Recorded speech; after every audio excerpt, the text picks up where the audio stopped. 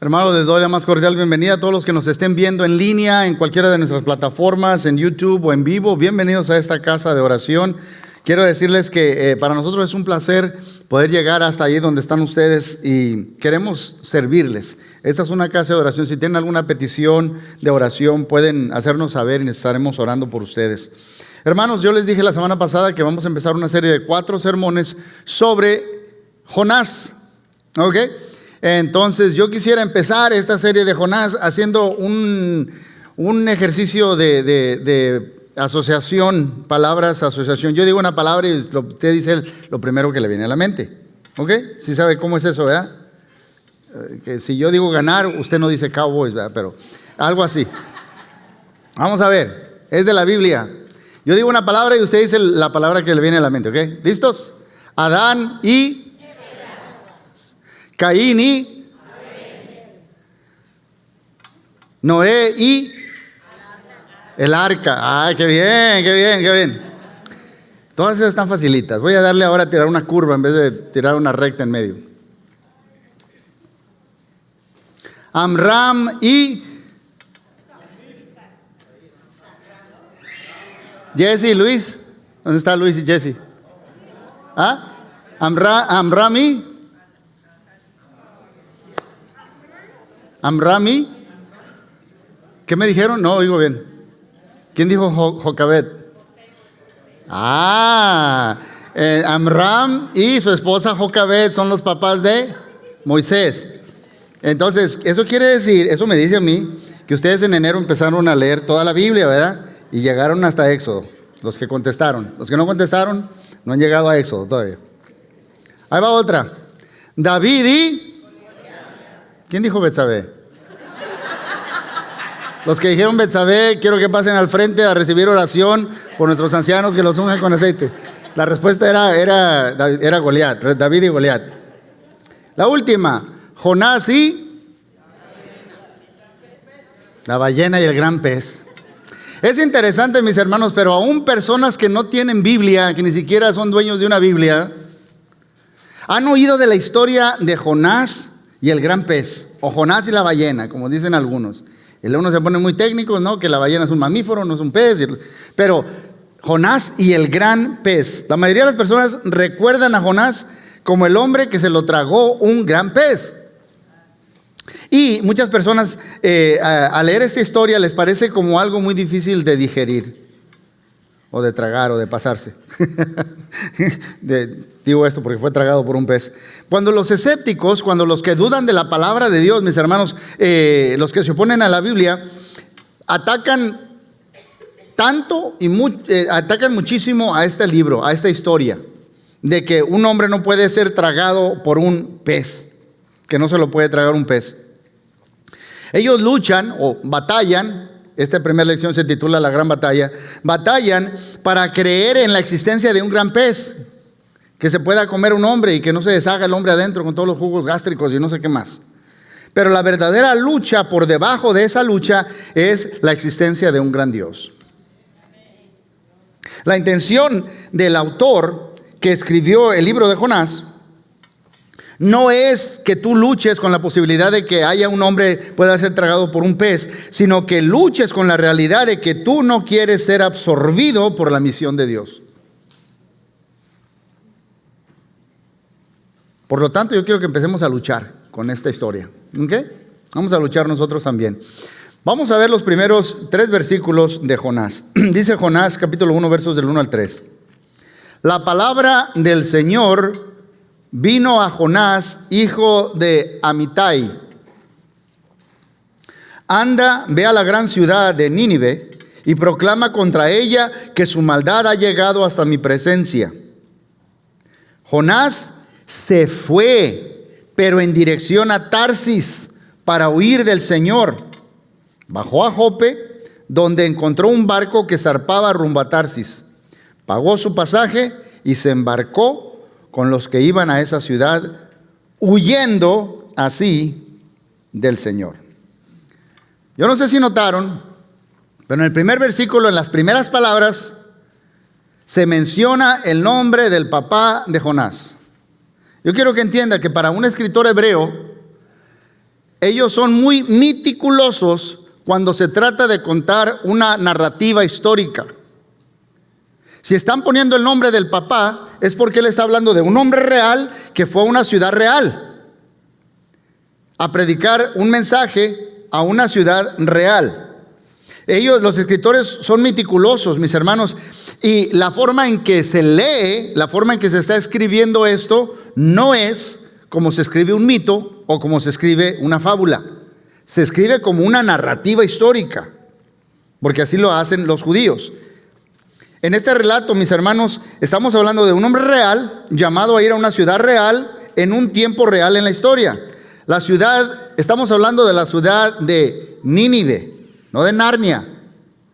¿Ok? ¿Sí me entiende? Estamos hablando de Nínive.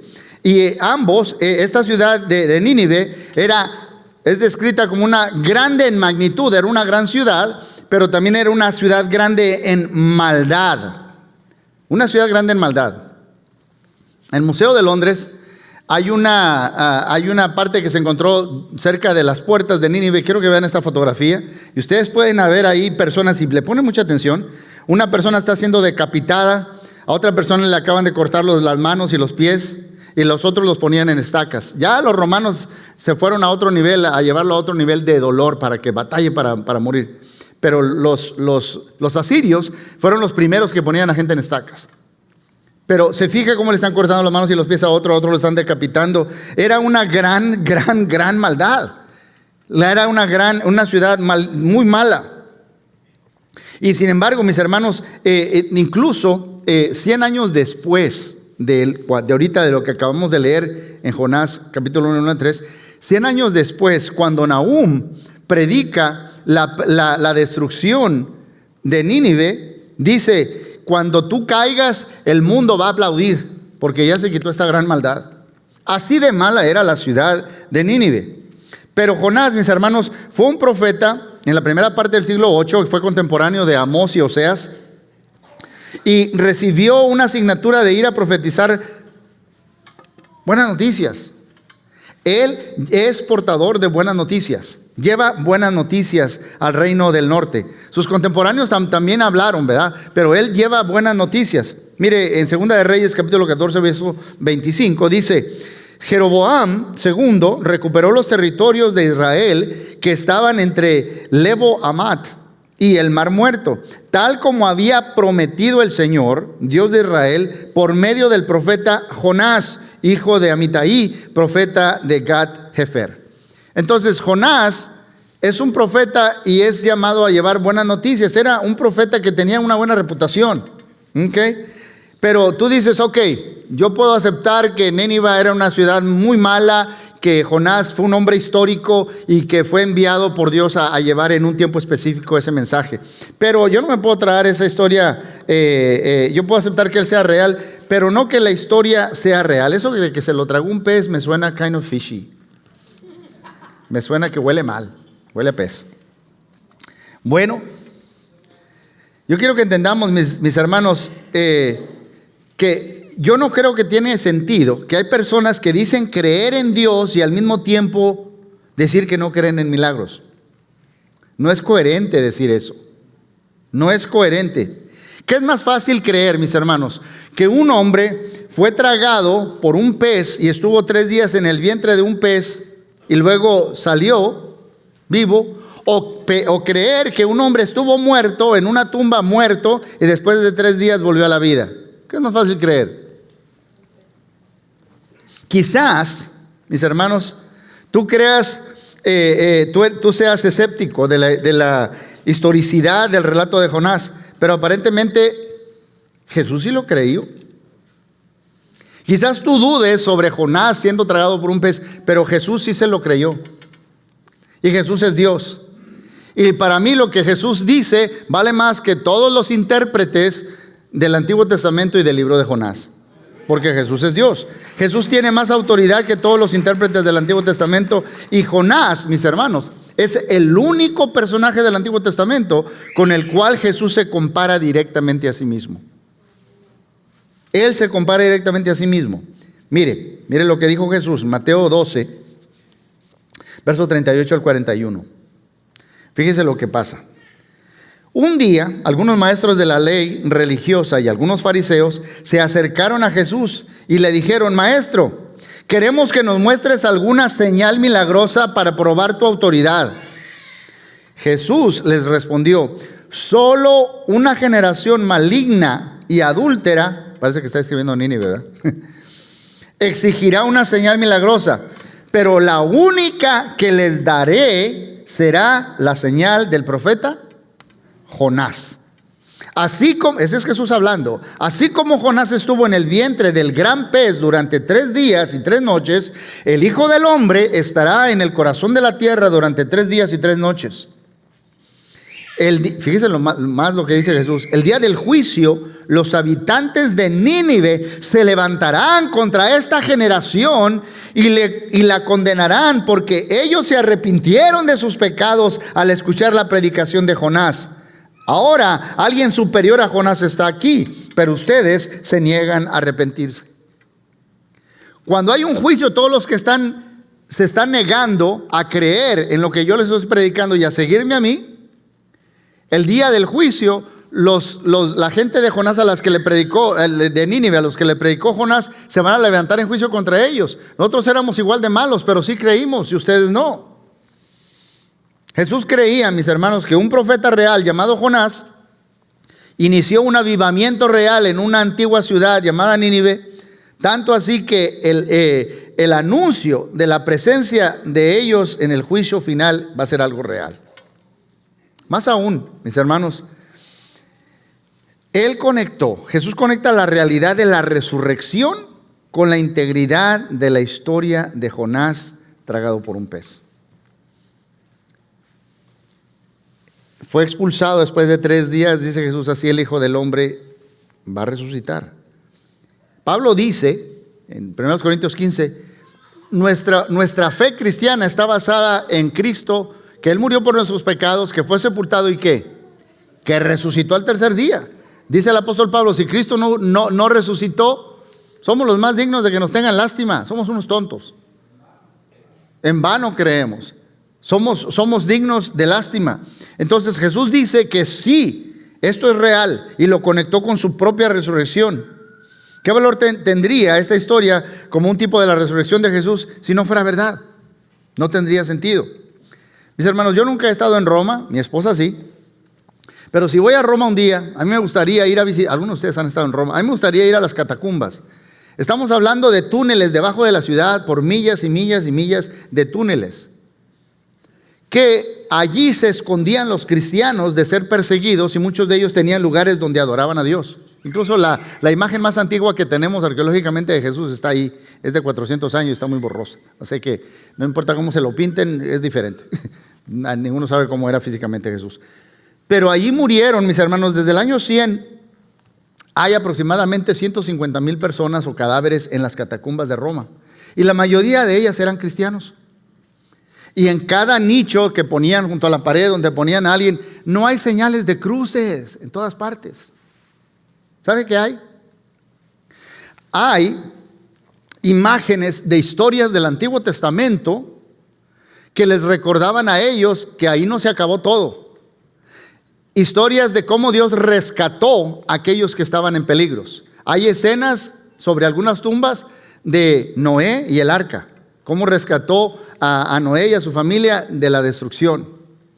Hay imágenes de Daniel y sus 3 amigos pasando por el horno de fuego. Perdón, los 3 amigos del cuarto, como el Hijo del Hombre, pasando por el fuego, ahí. Hay escenas de Daniel en la fosa de los leones. ¿Qué está pasando arribita ahí en la ciudad, en el Circus Maximus y en el Coliseo? Están tirando algunos cristianos a los leones. Ellos tenían imágenes de cómo Daniel sobrevivió y Dios lo rescató de la boca de los leones. Pero ¿saben ustedes cuál es la imagen más común que hay en las catacumbas? Miren estas fotografías, mis hermanos. Es la imagen de Jonás. Es Jonás tirado, es Jonás absorbido por una bestia marina y luego vuelve a vivir. Lo que querían decir con esas imágenes ellos es: esto no es el fin, esta persona que estamos poniendo ahí un día va a resucitar, un día va a volver a la vida.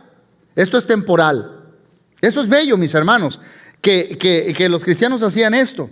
El punto en cuestión no es lo histórico de la narrativa, sino la credibilidad de los milagros. ¿Creemos en los milagros o no? Déjenme se lo pongo de esta manera. Algunos luchan para reconocer que hay un Dios que es más grande que sus conocimientos. No cabe en mi mente que un hombre pueda ser tragado por 3 meses.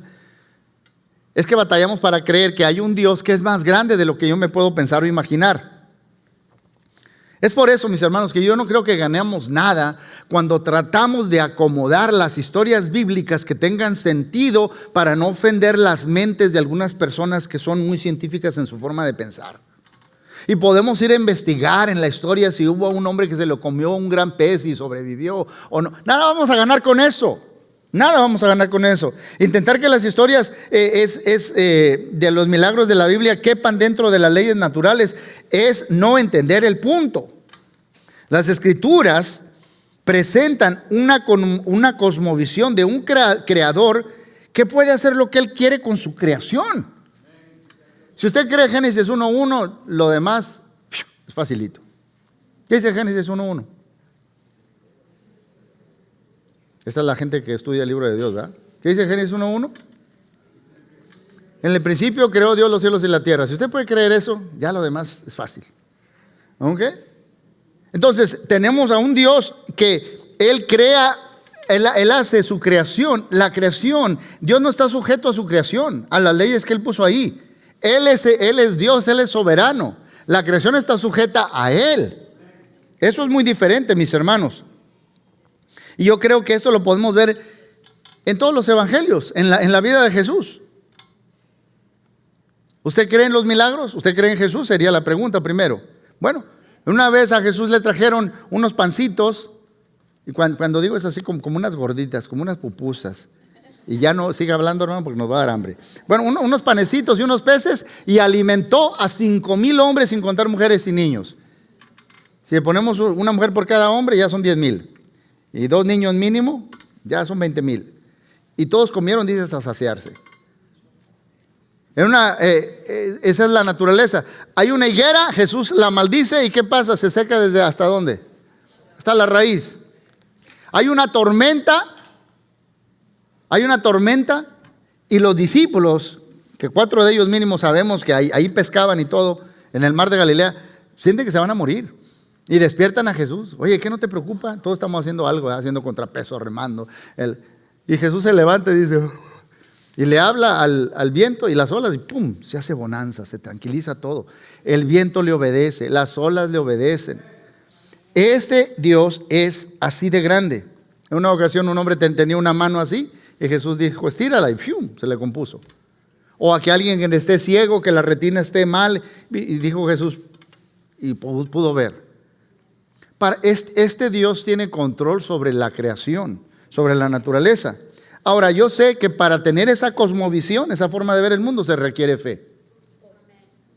Pregunta, pero si tú crees que todo se creó de la nada y simplemente llegó a existir, o que en una charca a través de millones de años de química saltamos a biología, créeme que se requiere mucha más fe para creer eso. Yo creo que el universo tiene un diseño, y me dice de una mente que lo diseñó tan especialmente así. Pero se requiere fe también para creer si tú tienes una cosmovisión distinta. El pez, mis hermanos, en esta historia solamente se menciona 3 veces. Y Dios se menciona 39 veces. ¿De qué cree que se trata el libro? ¿Del pez? ¿De que si era verdad o no? No. Se trata de otra cosa, y para allá vamos. Esta no es una historia de un hombre y un gran pez. Es la historia de un hombre y un gran Dios. Un Dios que no está limitado por nuestra capacidad de entender cómo Él hace lo que hace. Así que, mis hermanos, yo voy a tratar esta historia de Jonás por las siguientes 3 semanas después de esta como una narrativa histórica, real. ¿Okay? Con la intención que yo creo que fue escrita, hacer preguntas que Dios quiere preguntarnos. Yo no le voy a preguntar al texto preguntas sobre Dios o preguntas sobre el texto. Yo voy a dejar que el texto nos haga preguntas que Dios nos quiere hacer a ti y a mí. no es preguntar si un hombre puede escapar de un gran pez. Es preguntar, ¿por qué los hombres quieren escapar de la misión de Dios? Esa es la pregunta. Ahora, hermanos, acabamos de leer. ¿Vio lo que hizo Jonás? Bajó a Jope, o sea, allá a la playa, al puerto. Se subió en un bote, un barco, y se fue para Tarsis. Ningún judío, ningún hebreo en la historia, es más, ni siquiera mitológicamente, hay escrito de ningún hebreo que fue un gran marinero. ¿Sabe por qué? Y usted puede entender cuando estudia Apocalipsis del mar y todo eso. Los judíos no se meten. El mar es donde están todas las bestias y las cosas malas que hizo Dios allá. Yo no me meto a pescar. Sí pesco aquí en el río y en el lago, pero el mar no es para nosotros, los hebreos. Cuando están leyendo esa historia y un hebreo, no usted y yo, un hebreo lee esto y dice, ¿qué? ¿Hizo qué? Tanto no quiere hacerle caso a Dios que está dispuesto a irse. O sea, ¿para dónde te vas? Pues para un lugar bonito, ¿no? Este se fue con tal de no obedecer a Dios lo mal y se metió al mar. Eso sí dejó confuso a los hebreos. Jonás es la única persona que vemos que navegó al mar Mediterráneo en el Antiguo Testamento, ningún otro. ¿Qué motivó a Jonás a decirle no a Dios cuando Dios le dijo ve? ¿Qué lo motivó a decir no? Posiblemente Jonás disfrutó de ser un profeta popular, mis hermanos. Y a hacerle caso a Dios, esta asignatura, esta tarea, no lo iba a hacer más popular. Le iba a afectar su imagen social. Si tuviera una red social, ya no lo iban a seguir, se le iban a acabar los likes. ¿Ok? O el cancel culture, a lo mejor lo iban a cancelar. Todos los judíos estamos aquí sufriendo. Y ese imperio grande que viene destruyendo gente, le estamos pagando impuestos y un montón de cosas. Y al rato nadie los quiere. Son unos atroces para matar gente y la forma en que lo hacen. Entonces, si él va para allá, quizás no va a ser bien visto. También, mis hermanos, el conocimiento que Jonás tenía de la maldad de Nínive no era algo abstracto. Ciertamente, la misión contenía cierto nivel de peligro. Si vas allá, quizás me matan si voy para allá. Quizás no salgo vivo si me meto allá. Una vez yo estuve en Olancho, en Honduras, y me dijeron cuando llegué ahí que Olancho tiene una reputación. Dice, Olancho es ancho para entrar y angosto para salir. Usted salió de ahí y le digo, pues sí, yo no le hice mal a nadie. Fui a llevar la palabra de Dios y salí. Okay. Pero él tiene temor. Pero la verdadera preocupación de Jonás, mis hermanos, no era lo que los ninivitas le podrían hacer a él. La verdadera preocupación de Jonás era lo que Dios les podía hacer a los ninivitas. Escuchen lo que estoy diciendo. El problema de Jonás es que en su interior él sabía que Dios era un cristiano. No sé cómo decirlo. Jonás conoce el corazón de Dios. Mira lo que dice en el capítulo 4, que vamos a estudiar después. Capítulo 4, verso 2. Señor, ¿no te dije antes de salir de casa que tú harías precisamente esto? Por eso huí a Tarsis. Sabía que tú eres un Dios misericordioso y compasivo, lento para enojarte y lleno de amor inagotable. Estás dispuesto a perdonar y no destruir a la gente. Yo sabía que si les predico y se arrepienten, ¿qué va a hacer Dios? Y yo no creo que eso es lo mejor. Que Dios los perdone. Que les dé su merecido. Eso sí es lo que yo quiero. ¿Nunca ha estado usted enojado con alguien? Y dice, si no hubiera esto, el mundo sería un mejor lugar. Ahorita vamos para allá, porque de eso se tiene que aplicar. Esto está muy interesante. Jonás sabía, mis hermanos, que si Dios quisiera destruir a Nínive, no necesitaba de Jonás. Él sabe que Jehová destruyó a Sodoma y a Gomorra, haciendo que cayera fuego y azufre del cielo. No necesita un profeta para destruirlos. Entonces, si no voy yo, de todos modos los puede destruir. Dios no estaba enviando a Jonás a predicar en contra de Nínive, porque en realidad Dios estaba por Nínive, a favor de, porque ¿por qué otra razón les daría 40 días? Para que reconsideren el mensaje y se arrepintieran. Jonás adoraba a un Dios que tenía todo el derecho de dar asignaturas. Pero ¿qué si la asignatura no era algo que yo considero que es correcto?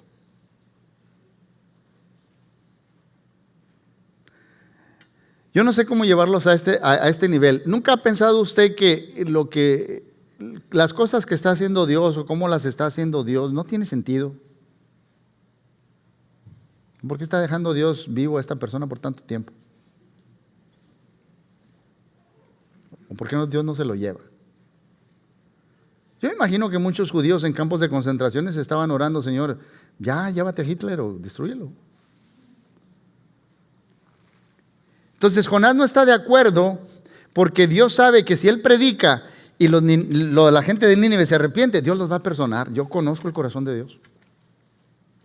Entonces, como yo no creo que eso es lo mejor para el mundo, yo no quiero terminar siendo un cómplice del error que Dios va a cometer.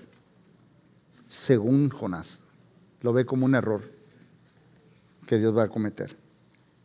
Jonás resentía que Dios no le dejara opinar sobre cómo se debe regir el mundo. ¿Usted no se enoja a veces? Ay, Señor, si tú me lo das a mí, yo lo pongo de... Te lo entrego a ti, Señor. Ahí el pastor y su esposa dijeron, y unos hermanos, que te lo entregue a ti. Pero préstamelo tantito, otra vez, para yo darle. Se nos olvida que Santiago dice que la ira del hombre no produce la justicia que Dios quiere.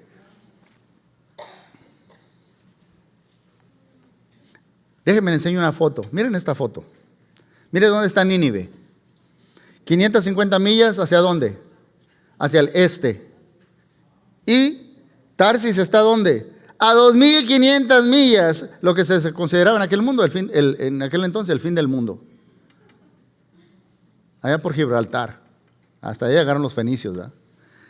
Se está yendo para el otro nivel. Jonás sabía que no podía huir de la presencia del Señor. Su intención era huir del servicio de Dios. Yo sé que no me puedo esconder de Dios, pero si me voy lo más lejos que pueda, Dios no me puede usar a mí. No me puede usar a mí para ir a hacer eso y que suceda algo que yo no quiero.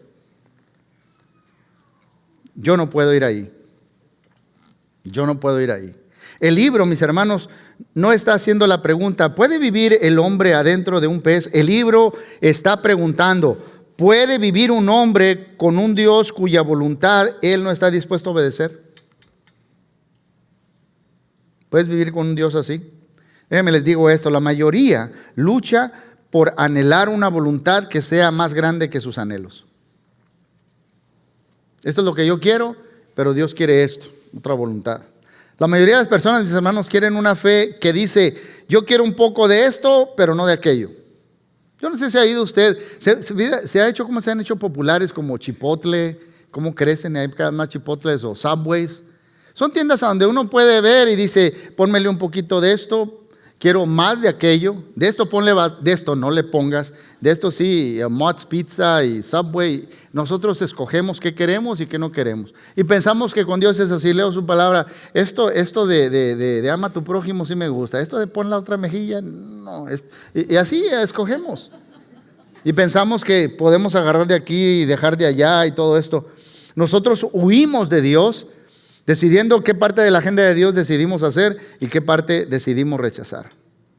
Mi hermano Rick cuenta la historia de un anciano que hace varios años atrás lo pusieron a él en un grupo de chat donde estaban hablando de los políticos y alguien empezó a decir cosas muy malas del presidente Obama y básicamente eran casi racistas. Y Rick les dijo, ¿saben qué? Quítenme de ese chat, de ese grupo. Y conocía al que estaba encargado del chat también, uno de los encargados, era un anciano en una iglesia. Y le dijo, hermano, yo no creo que un cristiano debe estar hablando así en las redes sociales de sus líderes políticos, porque esto es un ejemplo. Es más, ni siquiera debería decir absolutamente nada. No que tenga que decir cosas buenas, pero no decir cosas malas. Y por lo que estaba. Y él dice, bueno, I can't go there. Yo no puedo hacer eso. Yo no puedo hacer eso. Yo no puedo ir ahí. ¿Cuál es tu área donde tú dices, yo ahí no voy? No, eso yo no lo hago. Y antes de que tú y yo nos pongamos muy críticos, muy críticos en esa área, vamos a agarrar un espejo, mis hermanos. ¿Qué? ¿Qué es lo que enseña la Biblia sobre la sexualidad? Que es en el matrimonio, no fuera del matrimonio, que es entre un hombre y una mujer. Es Adam and Eve, no Adam y Steve. ¿Okay? Que es entre un hombre y una mujer y que es algo sagrado. Pero hay gente que dice, sí, pero yo quiero hacer lo que yo quiera. Yo ahí no voy. ¿Qué tal? ¿Cómo administramos nuestro dinero? Dios te dice, trae las primicias. Trae el diezmo al alfolí. Ayuda a tu prójimo. Ah, no, pues yo quiero darme la vida que yo quiero. Yo vivo como yo quiero. Es mi dinero, yo me lo gané. ¿Y qué te dice Dios sobre eso? ¿Qué tal? Alguien te ha herido, tu corazón está muy dolido porque alguien te ofendió. Y Dios te pide en tu corazón que vayas y perdones a esa persona. ¿Ok? Pero tú sabes que perdonarlo no es lo mejor. Si lo perdonamos, no es lo mejor. Y no queremos hacerlo. No queremos perdonar. Pensamos que eso es un error. Una vez una señora me dijo, ay, es que si lo trato como Cristo a mi esposo se me va a chiflar. ¿Y? ¿Cómo quieres? Tú trátalo como Cristo te trata a ti, punto. Pero ¿qué tal perdonar a una persona? Tú piensas que si tú lo perdonas, la situación se va a empeorar. Pero Dios te está pidiendo que lo hagas, porque así lo reflejas a Él. Y no queremos hacerlo. ¿Qué tal la manera en que tratamos a los extranjeros, a los inmigrantes? Hay gente, mis hermanos, también, ¿qué tal? ¿Cómo se identifica? Hay gente que es súper nacionalista. Yo soy mexicano primero. Primero, yo no sé dónde viene eso en la lista. Yo en Cristo soy ciudadano del reino de los cielos. Mi ciudadanía está en Cristo. Después, nací de este lado del charco, ¿verdad? Soy estadounidense, pero mis padres son mexicanos. Eso es segundo, eso queda atrás. Le digo esto porque dentro de 6 meses este lugar se va a poner aquí chi, le, México, USA. Y viene el mundial. Y hay gente que en ese fervor se le va a olvidar, ¿qué haría Jesús? ¿Qué camisa se pondría? Primero somos ciudadanos del cielo, pero hay gente que pone su identidad de su país por encima de su relación con Cristo. Más de lo que reconocemos, seguido, mis hermanos, guardamos sentimientos y elegimos hacer cosas que implica que algunas veces creemos que Dios está equivocado por nuestra forma de actuar. Regularmente, mis hermanos, esto involucra no querer ver que en los demás de la manera que Dios los ve. Si Dios los ve así, yo los debo ver igual. Entonces le debo pedir a Dios que me dé la capacidad de ver a las personas como Él las ve.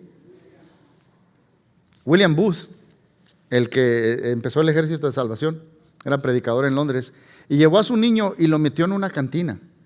Y el niño vio todo ese humo de cigarro, todo el licor por todas partes, gente diciendo malas palabras. Y dice, pues ¿qué lugar es para llevar a un niño a ese lugar? Y William Booth le dijo a su hijo, esa es nuestra gente. Yo sé que Dios tiene un llamado para ti, y el llamado es llamar a todas esas personas, ellos son nuestra gente, llamarlos a que vengan a Cristo. El libro de Jonás, mis hermanos, no enseña que Dios ama al mundo tanto como forzarnos a luchar con nuestra renuncia a amarlo, a que los debemos igual amar como Él los ama a la gente. El escritor noruego Jan Bojer escribió una novela que se llamaba La Gran Hambruna, y había mucha necesidad por muchas partes en esa región donde él está escribiendo su novela. Dice que un hombre muy muy hermético, compró una casa con un terreno para plantar, pero puso una señal en sus rejas de enfrente de la casa que decía no entrar. Perro peligroso, no se meta con nada aquí conmigo. Él no quería hablar con nadie, era aislado. Y una niña iba pasando por ahí, quiso tocar al perro y el perro la agarró del brazo, la sacudió, perdió mucha sangre y la niña murió. Todo el pueblo se puso en contra de este hombre que no quería tener contacto con nadie. Entonces se rehusaron a venderle granos para sembrar en sus tierras. Estamos hablando de una cultura agraria. Y él se estaba preocupando, o sea, hay poco, hay mucha hambruna y ahora no tengo ni siquiera para sembrar. Nadie me quiere vender. Tengo que ir muchísimo de lejos, traer, no tengo cómo. Estaba todo preocupado y un día vio hacia atrás y vio a un hombre que estaba sembrando semillas en su tierra. Y le dice, ¿qué pasa? ¿Por qué estás haciendo eso? ¿Quién eres tú? Era el papá de la niña. Y dice, ¿por qué estás haciendo eso? Y él le dijo, estoy haciendo esto para mantener a Dios vivo en mi corazón. Para mantener a Dios vivo en mí. Esa lucha, mis hermanos, nos lleva al verdadero milagro. Dios viviendo en nosotros. Jonás quiso sacar a Dios de su corazón. Dijo, no, Dios, te vas a equivocar, yo ahí no voy. Dios quiere que el corazón de Jonás se alinee con el de él. Hermanos, vivimos en una cultura donde las personas se identifican por quienes son sus enemigos. Somos muy tribales. Hay una tribu aquí, otra tribu aquí, los que piensan así, los que piensan así, y hay muchas divisiones. Y al igual que Jonás, siempre hay una manera de racionalizar la desobediencia a Dios. Hay gente que no hace lo que Dios quiere y se puede decir, no, es que mira, es que si yo lo perdono va a pasar esto y esto y esto. No, es que ese tipo de gente, siempre vas a tener una razón para querer desobedecer a Dios. Y yo quiero decirte que si tú desobedeces a Dios, siempre va a haber un barco listo para llevarte a Tarsis. Y te puedes subir. Un barco llamado cualquier cosa menos Nínive. Cualquier cosa menos eso. Te está esperando ese barco, te está esperando ahí en el muelle. Pero aquí el problema, si tú eres un seguidor de Jesús, ¿cómo vas a justificar un espíritu de yo ahí no voy, mientras adoras a un Salvador que estuvo dispuesto a ir hasta la cruz? ¿Cómo lo vamos a justificar? La asignatura de Jesús fue más grande que la de Jonás. Esa gente está muy lejos, pero sé que es muy mala. Yo no les voy a predicar. La asignatura de Jesús es, ven a este mundo que es muy malo, pero no solo eso, te van a matar. A Jonás no lo mataron, pero a Jesús sí. Y Él murió por ti y por mí. El Dios que te está llamando a ir ahí es el Dios que vino a ti cuando tú no merecías nada de misericordia, nada más que juicio. Por lo tanto, debemos luchar con esta pregunta. Con esto los quiero dejar.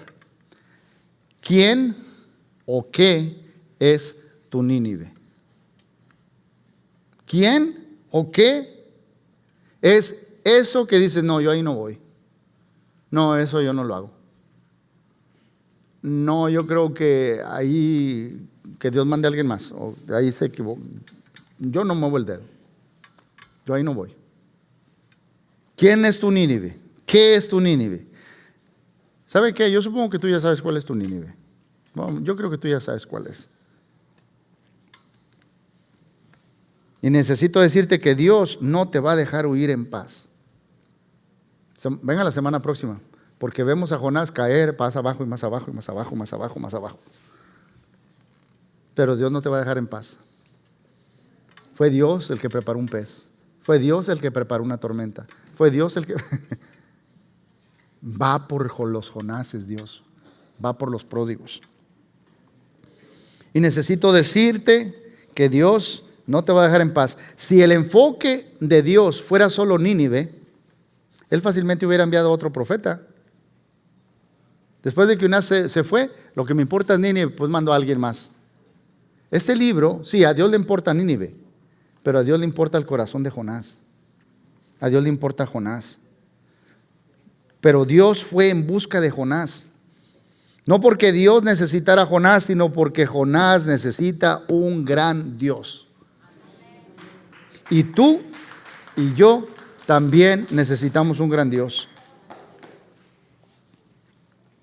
Hace muchos años Rick predicó una serie sobre este tema y dice que un viejito, estamos hablando ya varios años atrás, su hija, él era blanco, el viejito, ¿okay? Un hermano en Cristo, era blanco. Su nieta se iba a casar con un afroamericano. Y él dijo, no vamos a mezclar razas, yo no voy a ir, lo invitó a la boda y quería su bendición. Y él le dijo, mija, yo no te voy a dar mi bendición y no voy a ir a la boda. Cuando escuchó este sermón, se sintió que Dios le estaba diciendo, ¿por qué sigues huyendo? ¿Por qué estás huyendo? Él fue con su nieta, le pidió perdón y le dio una bendición y le dijo, yo voy a estar ahí. ¿Cuál es tu Nínive? Déjame concluyo con esto. La verdadera lucha es huir de un Dios que es más rápido que tú. ¿Cómo le hacemos? Sí, usted se sabe el salmo. Si me voy al oriente, si me voy ahí estás tú, ¿verdad? ¿Cómo le va a hacer usted para huir más, irse más lejos o tan lejos de un Dios que es más rápido y está en todas partes? Y cuando regresas de correr, ¡ay, aquí está Dios todavía! Entre más pronto voltees y vayas hacia Nínive, será mejor para todos, especialmente para ti. Porque cuando corres hacia Nínive, caminas con Dios. Caminas con Dios. Voy a pedir que nos pongamos de pie para orar, hermanos.